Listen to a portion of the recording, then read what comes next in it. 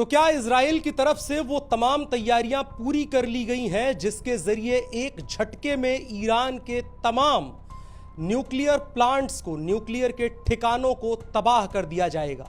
क्योंकि पूर्व में हम ऐसी घटनाएं देख चुके हैं जिसमें इजराइल ने सीधे तौर पर ईरान के न्यूक्लियर प्रोजेक्ट में कई बार हस्तक्षेप किया है, उनके कई वैज्ञानिकों को रहस्यमयी ढंग से मार दिया है। और बीते अप्रैल के महीने में एक ऐसी घटना हुई थी जिसमें ईरान के खुफिया जगह पर छुपे हुए, खुफिया ठिकाने पर छुपे हुए न्यूक्लियर प्लांट के ऊपर ड्रोन से हमला करके यह संदेश दिया था कि ईरान के न्यूक्लियर प्लांट्स हमारी जद से दूर नहीं है।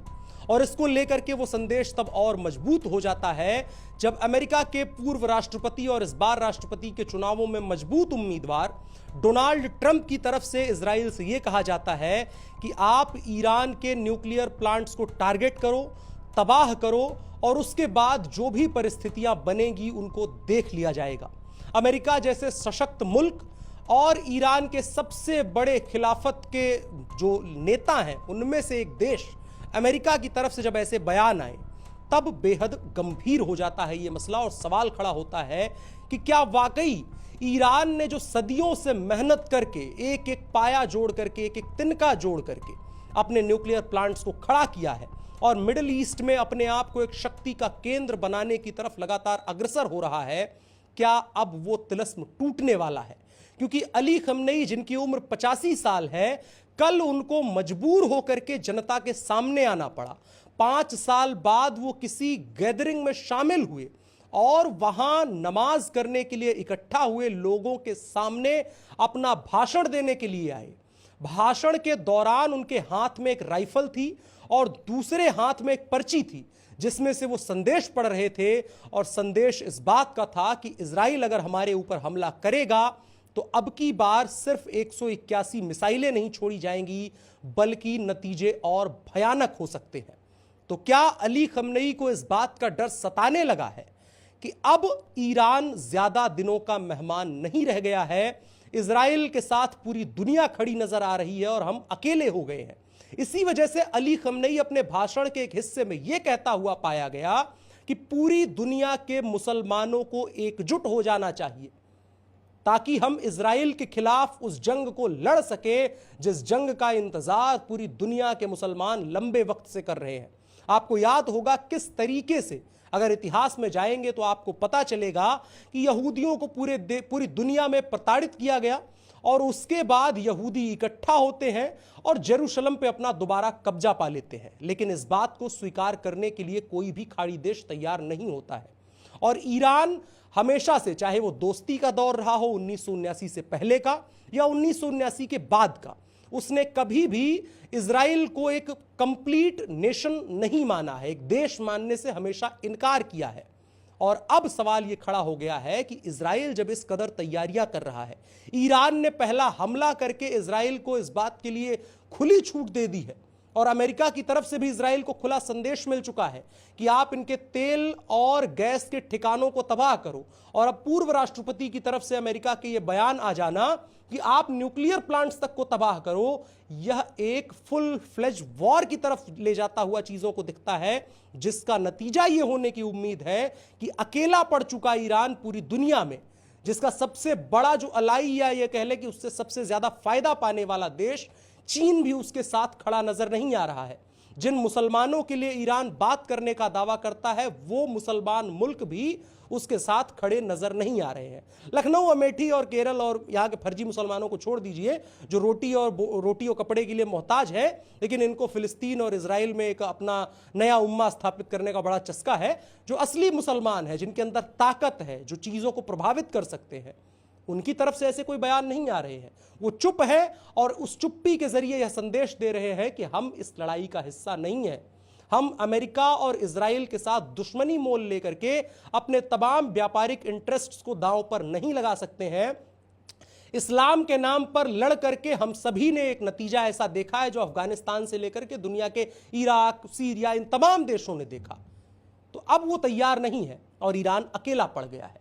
और इन्हीं तमाम चीजों के बीच प्रश्न यह खड़ा होता है कि आखिर इस जंग का नतीजा क्या होगा और क्या इजराइल वो तमाम तैयारियां पूरी कर चुका है जिसके जरिए चंद रोज में ईरान नेस्तनाबूद किया जा सकता है और तिनका तिनका जोड़ करके जो ईरान का एक बड़ा एम्पायर खड़ा किया गया है और मिडिल ईस्ट में एक बड़ा रोल प्ले करने के लिए ईरान ने अपनी तैयारी की है।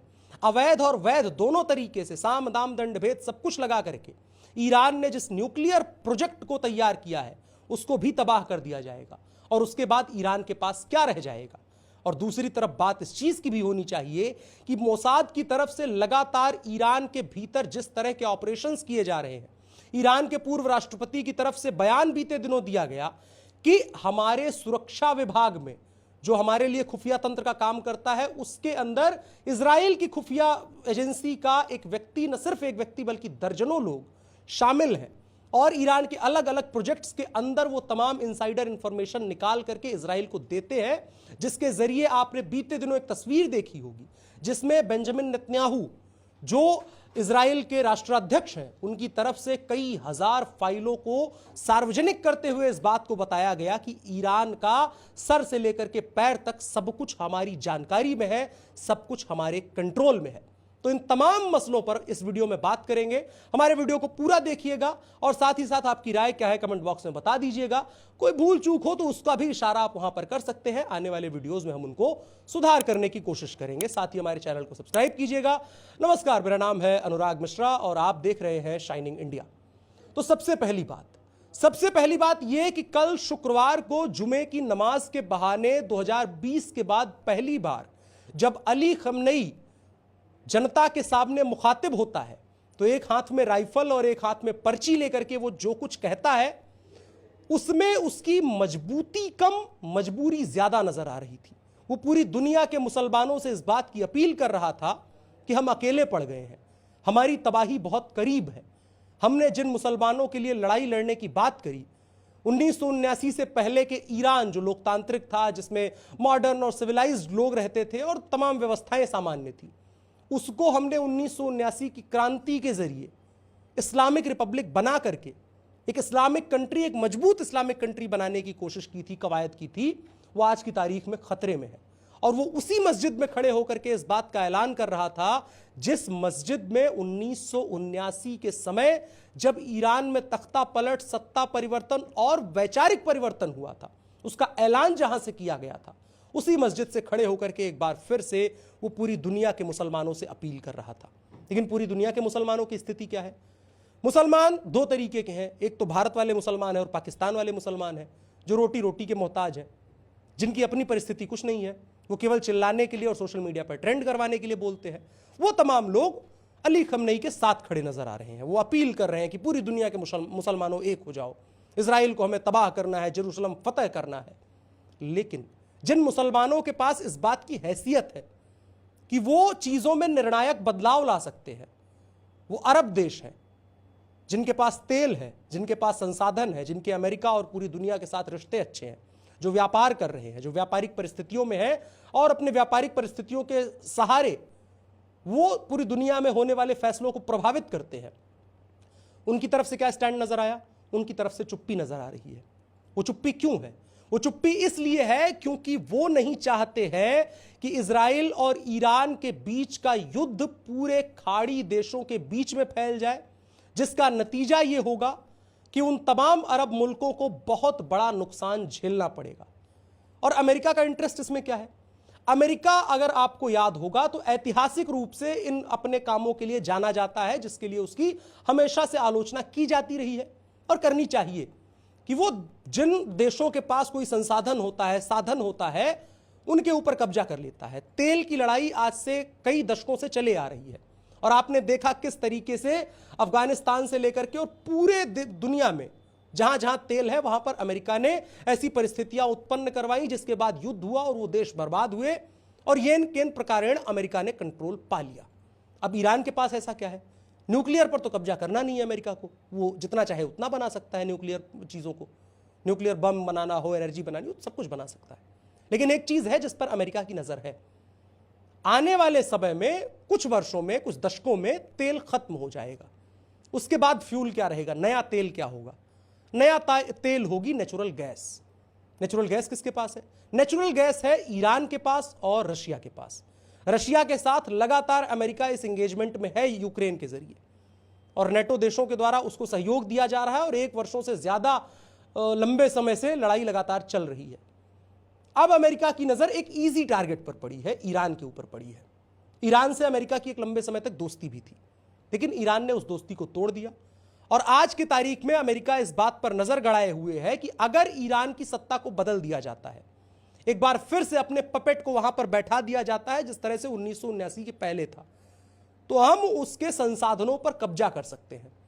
अली खमेनी के साथ समस्या यह है कि आज की परिस्थितियों को देख करके दिल उसका भी यह कहता है कि अमेरिका के साथ समझौता कर लिया जाए, लेकिन उसने आज तक ईरान के ऊपर जो राज किया है, ईरान में जो स्वीकार्यता पाई है, उसमें सबसे बड़ा जो पहलू रहा है वो एंटी अमेरिका होना है, एंटी वेस्ट होना है। तो अगर अली खमेनी अब जाकर के कोई समझौता करता है तो 85 साल की उम्र में उसको जलालत झेलनी पड़ेगी और ईरान के लोग जो पहले ही उसकी व्यवस्थाओं से नाराज हो चुके हैं, वो लोग उसको कुर्सी से उठा करके फेंक देंगे। इस वजह से अली खमेनी अमेरिका के साथ कोई समझौता नहीं कर सकता है।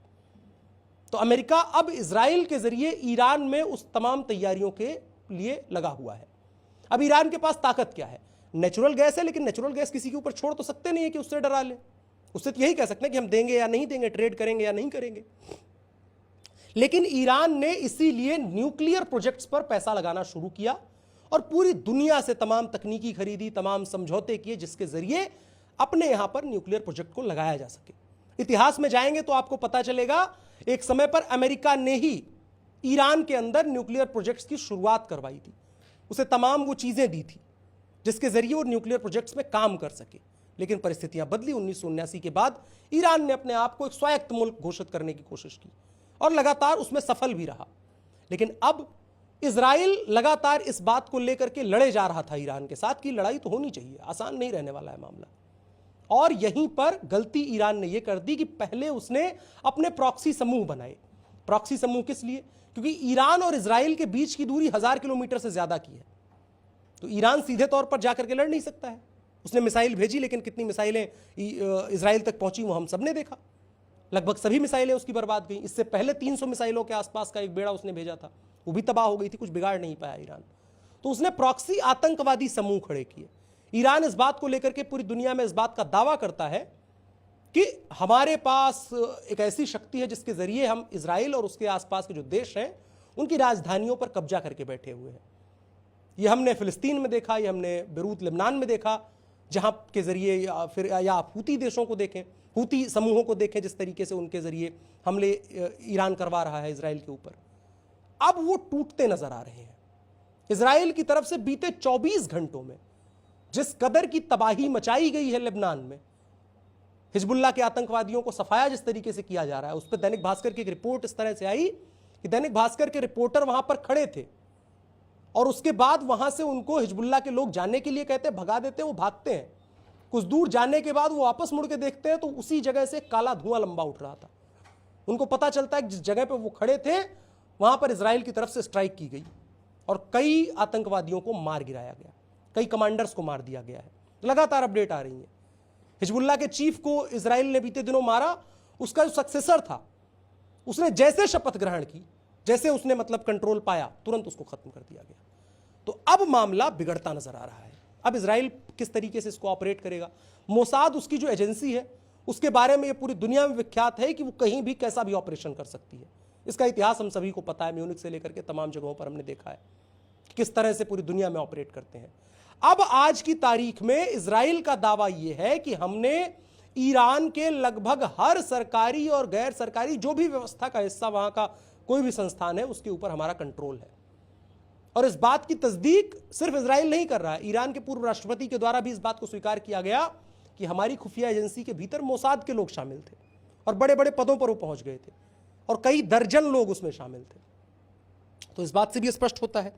इसके अलावा 2007 से 2020 के बीच में ईरान के कई न्यूक्लियर प्रोजेक्ट में शामिल साइंटिस्ट्स को रहस्यमयी ढंग से इजराइल की तरफ से मार दिया गया, जिसको लेकर के ईरान आज तक तड़पता रह गया, बदला नहीं ले पाया। इसके अलावा एक स्टक्सनेट वायरस था जो अमेरिका की CIA और इजराइल की मोसाद ने मिलकर के प्लांट किया और ईरान के न्यूक्लियर प्रोजेक्ट को कई वर्षों के लिए पीछे धकेल दिया था। तो ये ऐसे ही नहीं हो गया था। इसके अलावा एक शहर है ईरान का जिसके अंदर खुफिया ढंग से ईरान न्यूक्लियर प्रोजेक्ट्स को बना रहा था और ऑपरेट कर रहा था। वहां पर इजराइल की तरफ से एक ड्रोन अटैक करके यह संदेश दिया जाता है ईरान को कि भैया ज्यादा चालाक मत बनो, हमको सब पता है तुम्हारा कहां क्या रखा हुआ है। तो जब इतना सब कुछ इतिहास में हो चुका है तो आज की तारीख में जब ईरान की तरफ से इजराइल के हजारों नागरिकों को मारा गया है, उनके ऊपर सीधे तौर पर 1000 किलोमीटर से दूर 200 के आसपास मिसाइलें दागी गई हैं, तो आज इजराइल के पास ऑप्शन क्या है? अगर इजराइल पहले भी इस चीज को कह चुका है कि ईरान के परमाणु शक्ति संपन्न होने का यह मतलब है कि हमारा अस्तित्व खतरे में आ जाएगा, और आज जब इस मोड़ पर हम खड़े हैं तब इजराइल की तरफ से इसके सॉफ्ट सिग्नल मिलना, अमेरिका के पूर्व राष्ट्रपति की तरफ से खुला यह बयान आना, ये तमाम चीजें दिखाती हैं कि अब ईरान के न्यूक्लियर प्रोजेक्ट्स पर टारगेट है, और न्यूक्लियर प्रोजेक्ट्स को अगर ये लोग खत्म कर ले जाते हैं तो उसके बाद ईरान के पास कोई ऐसी ताकत नहीं रह जाएगी, पूरी दुनिया में कोई उसका नाम लेवा नहीं रह जाएगा, कोई समर्थन करने के लिए तैयार नहीं होगा, सब कुछ खत्म हो जाएगा ईरान का एक झटके में। और इसमें एक बहुत बड़ा जो मुद्दा है, बहुत बड़ा जो चीज है हाईलाइट होकर आ रही है, वो अरब देशों की चुप्पी है। किस तरीके से इजराइल ने अपने आप को मुसलमानों का सबसे बड़ा नेता, आप भारत के शियाओं से बात करेंगे, शिया मुसलमानों से स्पेशली, तो ये कहते हैं कि हम उन्हीं की बात सुनते हैं, अली खमनेई की, क्योंकि वो हमारे सुप्रीम लीडर हैं। ये टीवी पर या सामान्य रूप से बात करते हुए कई मुसलमान आपको इस तरह के मिल जाएंगे, लेकिन अरब देश चुप है। अरब देशों को कोई इंटरेस्ट नहीं है, उनका इंटरेस्ट सिर्फ इतने में कि हमारा धंधा चलता रहे, और इसलिए ईरान का साथ देने के लिए कोई खड़ा होने को तैयार नहीं है। और अब लड़ाई और सारा का सारा मामला एक ऐसे मोड़ पर आकर खड़ा है जहां से कितनी भी बातें कर ली जाए कि ईरान की संस्कृति कितनी अच्छी है। एक पत्रकार है रवीश जी, उनकी तरफ से एक वीडियो बनाया गया ईरान ईरान ईरान टाइटल के साथ, और उसमें बताया गया कि ईरान कितना सांस्कृतिक रूप से समृद्ध देश है, ईरान कितना ऐतिहासिक रूप से समृद्ध देश है, भारत की संस्कृति के बराबर का उसका इतिहास है। लेकिन रवीश जी शायद इस बात को बताना भूल गए कि ईरान की तरफ से आतंकवादी समूह खड़े किए गए और भारत की तरफ से ऐसा नहीं किया गया। तो भारत से खड़े होकर के ईरान का जो समर्थन करने वाले लोग हैं, वो लोग केवल बातों को पलट करके इस तरह से दिखाने की कोशिश कर रहे हैं जिसके जरिए भारत के जो सामान्य मुसलमान हैं, जो सिर्फ 1.5 GB इंटरनेट अंबानी का विरोध करने के लिए तैयार रहते हैं, लेकिन अंबानी के ही डेटा से उनका विरोध करते हैं, सिर्फ उसके लिए वो लोग काम कर रहे हैं, उसके अलावा कोई मतलब नहीं है उन लोगों को। और भारत के मुसलमानों की ऐसी कोई हैसियत नहीं है कि वो इजराइल और ईरान की जंग के बीच में अपना जो है वो लेकर के कुछ पहुंच जाए और जा करके वहाँ नेतन्याहू को कॉलर पकड़ करके थप्पड़ मारेंगे, बंद करो लड़ाई, हम लोग आ गए हैं लड़ने के लिए। तो रवीश जी या तमाम लोग, ये मैंने बाय द वे इस चीज़ को कह दिया, लेकिन जो परिस्थितियां अब नजर आ रही हैं उसमें ईरान बेहद खतरे में है, और आने वाले दिनों में बहुत संभावना है कि एक साथ, क्योंकि वो तारीख नज़दीक आ रही है, जिस तारीख का जिक्र हमने एक और पुराने अपने वीडियो में किया था और आप सभी को पता होगा, 7 अक्टूबर 2023 सबको याद करना चाहिए, जब इजराइल के अंदर ईरान के इशारे पर हमास के आतंकवादियों ने 7 अक्टूबर को तकरीबन 1200 इजरायलियों को मौत के घाट उतार दिया था और 250 लोगों को बंधक बनाया था। खुलेआम सड़क पर गाड़ियों के अंदर खुलेआम महिलाओं के साथ, इजरायली महिलाओं के साथ बलात्कार किया था। तो अब 7 अक्टूबर वही बात है, नेचुरल जस्टिस वाली बात है, घूम करके चीजें वहीं आती हैं। तो क्या 7 अक्टूबर वो तारीख रहने वाली है जिस दिन इजराइल नेचुरल जस्टिस जिसको कहा जाता है उस चीज को परफॉर्म करने जा रहा है, और ईरान एक गए दिनों की बात हो जाने वाली है। पूरी दुनिया के लिए खतरा होगा, इससे पूरी दुनिया के ऊपर असर पड़ेगा, तेल के मार्केट्स पर असर पड़ेगा, लेकिन जो खतरा है उसको टालने के लिए कुछ ऐसी चीजें की जानी जरूरी होती है। अब देखने वाली बात होगी कि क्या परिस्थितियां वहां बनती हैं, हम इस पर नजर बनाए रहेंगे और साथ में बातचीत आगे भी जारी रहेगी इसको लेकर के। फिलहाल के लिए इतना ही, आपकी राय क्या है कमेंट बॉक्स में बता सकते हैं। मेरा नाम अनुराग मिश्रा है, आप शाइनिंग इंडिया देख रहे थे, धन्यवाद।